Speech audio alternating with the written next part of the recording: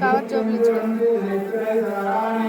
నేను அதுக்குள்ள கட்டி பண்ணி வச்சிருக்கேன் அதுக்குள்ள கட்டி பண்ணி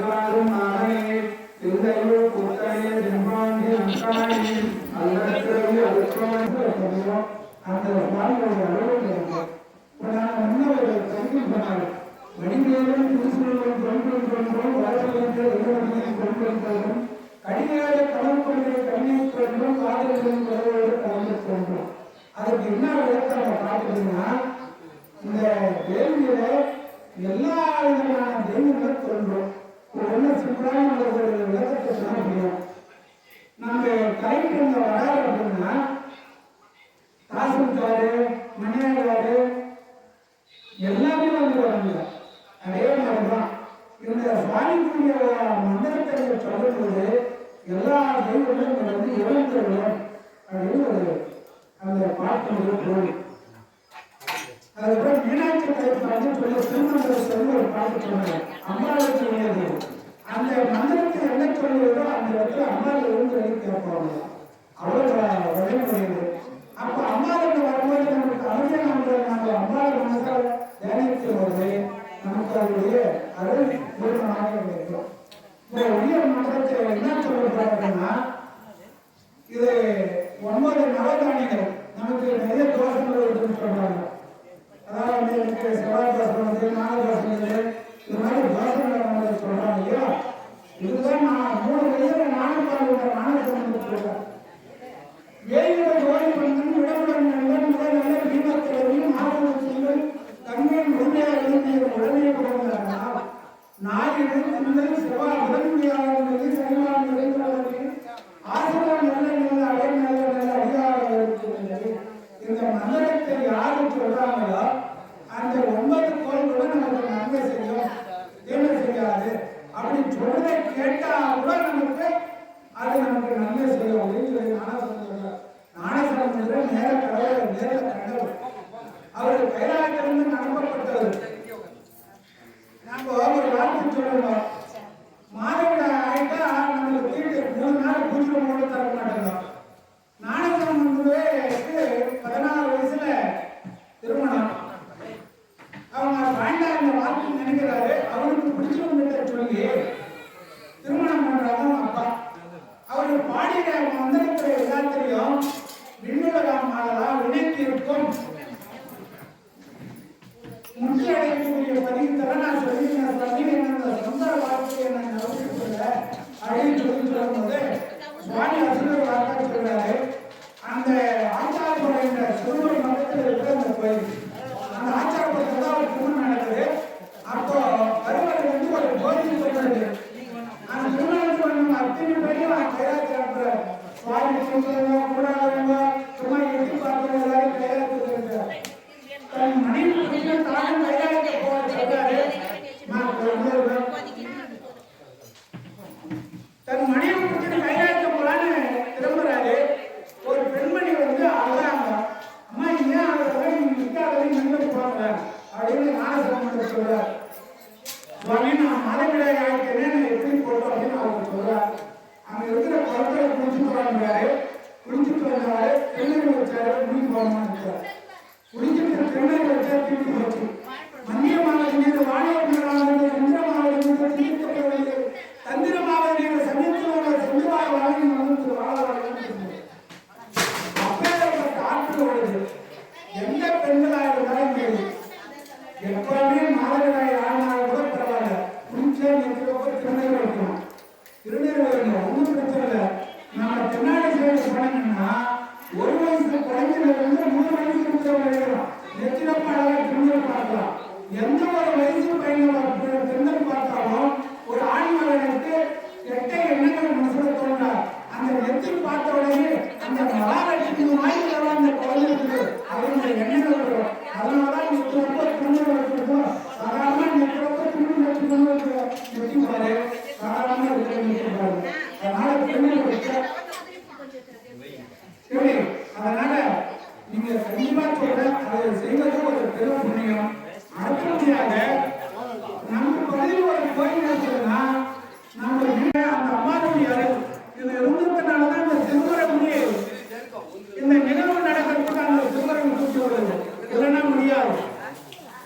நாட்டிலும் மெய்ப்பொருள் ஆகுது அப்படின்னு சொல்லியிருக்கிறார். அப்பேற்பட்ட ஒரு புண்ணியம் இந்த பகுதியில் பிறந்தோம். வெள்ளிக்கிழமை செவ்வாய்க்கிழமைன்றது காலம் பார்க்காம அவ்வளோ பிடிவாங்க. உடைச்சா விளக்கு எண்ணெய் கிணறு கொடுங்க, சுவாமிக்கு பூ கொடுங்க, சுவாமிக்கு விளக்கு ஏற்றுங்க. இதெல்லாம் உங்களுக்கு ஒரு கொடான ஒரு புண்ணியம். ஒரு சிம்பிளான விஷயத்தை சொல்றேன். இன்னைக்கு ஒரு கோயிலை கட்டுறவர் வராங்களோ வரலையோ, இந்த பகுதியில் இருக்கிறவங்க எல்லாம் பார்க்கறது ஒரு கொடான ஒரு புண்ணியம். இந்த பிறகு எடுத்த பயிரடையலாம். இது எதுக்கு சொல்றேன்னா, ஒரு வீட்டுக்கு விருந்தாளியை என்ன கூப்பிட்டுருந்தோம். எனக்கு உடனே உபச்சாரம் பண்ணணும் என்ன பண்ணுவேன், எனக்கு நிறைய முக்கியமான வேலை இருக்கு, ஏன்னா போய் வரேன் கிளம்புற அப்படின்னு போயிட்டே இருக்கேன். அதே மாதிரிதான் ஒரு கோயிலில் ஒரு சுவாமியை பிரதிஷ்டை பண்ணிட்டா ஒழுங்கா பூஜை நடக்கணும். அப்படி நடக்கலைன்னா அந்த பகுதியில் இருக்கிறவங்களுக்கு தான் துன்பத்தை உண்டாக்கும். அதனால இந்த கோயில் இந்த மண்ணு மக்கள் இருக்கிற தொடர்ச்சியா நடந்திருக்கு. எல்லாரும் அவங்க பங்கு சாதாரண பெருசா செய்ய வேண்டிய அவசியம் இல்லை. ஒன்னும் வேண்டாம், எல்லாம் தண்ணி பிடிச்சி தாராளமா தண்ணி ஊற்றலாம், ஒரு சமயம் வச்சுக்கலாம், ஒரு பூவை போட்டு ஒரு நீங்க என்ன சாப்பிடலாம் நிறுவனம் அது கூட வெளியே ஒரு வெத்தலை வச்சுக்கிறாங்க. ஒரு புராண ஒரு புண்ணியம் சொல்லி அந்த 9 கோயில்களுடைய ஆட்கள் இங்க வந்திருக்கிற அடியார் பெருமக்களுக்கு எந்த ஒரு துன்பமும் இல்லாம அவருக்கு எல்லா நிலையும் பெற்று அனுப்பிடுவதற்கு அது பெரிய மந்திரத்தை இந்த அம்மாவுக்காக அருள் சொல்லி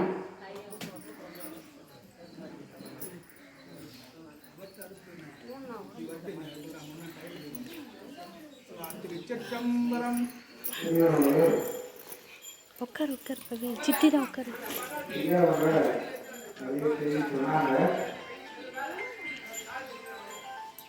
நல்ல நூல்களை படிப்பது, நல்ல வார்த்தைகளை கேட்பது, கேட்டது என்றது ஒரு கேள்விதான். நிறைய செய்திகள் இருந்து கால நேரத்தில் ஆழம் சொல்வது காலம் நம்புவது. இங்க வந்துதான் இல்லை, வீட்டில் இருக்கிறபடியே இங்கிருந்து அண்ணாமலை சொல்லலாம், இங்க இருந்தபடியே சிதம்பரம் சொல்லலாம்.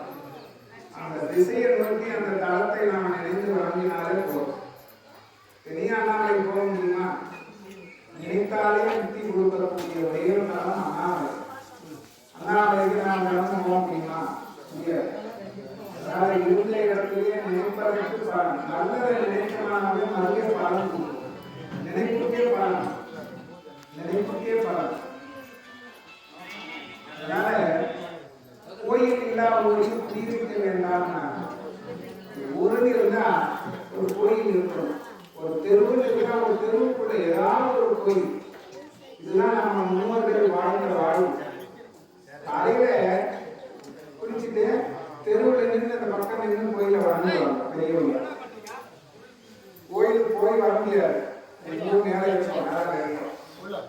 அந்த தெருவில் வந்து வீட்டுக்குள்ள இருந்து வந்து தெருவில் நின்று அந்த கோயிலை வணங்கிட்டு அவங்க வேலையை செய்வாங்க.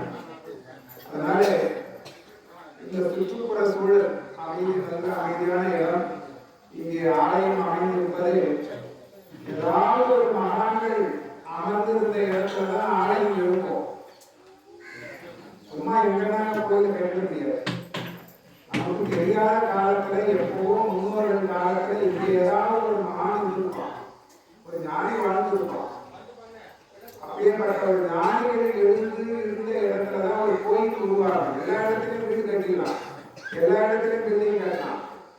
ஆனா ஒரு கோயில் உருவாகுதுன்னா ஏதோ ஒரு காரணம், ஏதோ ஒரு சக்தி, ஏதோ ஒரு நிலை, அந்த நிலையில் இருக்கிற இடத்துலதான் ஒரு கோயில் அமையும். முருகன் கோயிலோ, சிவன் கோயிலோ, விநாயகர் கோயிலாகட்டும், அம்மன் கோயிலாகட்டும், ஏதாவது ஒரு கோயில் அமையுதுன்னா அங்க ஏதாவது ஒரு மகான் இருந்து பிறகு வாழ்ந்துருப்பார். அதெல்லாம் நமக்கு தெரியாது. அப்படிப்பட்ட ஒரு நிலையிலே இந்த இடத்துல இந்த அம்மன் ஆலயம் அமர்ந்திருப்பது ரொம்ப அற்புதமான ஒரு கோயில். இது அன்றாடம் நாள் வழிபாடு, வார வழிபாடு, வரலாற்று வழிபாடு இதெல்லாம் செய்யலாம். ரொம்ப வரலாறு அதை பார்த்தீங்கன்னா இப்ப நாம் விண்ணப்பம் செய்வோம். ஒன்றும் தெரியாது. நீங்க சிவத்தை சார்ந்து வாழுங்க. சிவத்தை சார்ந்து வாழும்போது எல்லா தெய்வங்களும் கூட உங்களுக்கு அருள் புரியும், இரக்கம் காட்டும், கருணை காட்டும், எல்லா நன்மையும் கொடுக்கும் என்பதுதான் நம்முடைய திருமுறைகள்.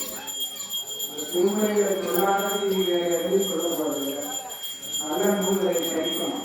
படிக்கிற போது நமக்கு சிந்தை தெளிவாகும், நல்லது நடக்கும் என்று சொல்லி இப்பொழுது மாதரு திங்கள் நங்கை ஒருமேல எண்ணெய் உடனே புகுந்ததனால் ஞாயிறு திங்கள் செவ்வாய் புதன் வியாழன் வெள்ளி சனி பாம்பிரன் ஆசரே நல்ல நல்ல ஐயாரவர் திருகளே என்பது பொன்பராமை இவை மாற்றங்க எருதேறி ஏழுடையே ஒன்பது மட்டமாலை புனல் சூடி வந்தின் உடனே புகுந்ததனால் 9 7 56 உடனாய நல்லவைதான் அன்பது நல்ல நல்ல நல்ல நல்ல அடியாரவர் திருகளே உருவர பலனேறி வடபாலிருந்து மறைவோர் இந்தவரமான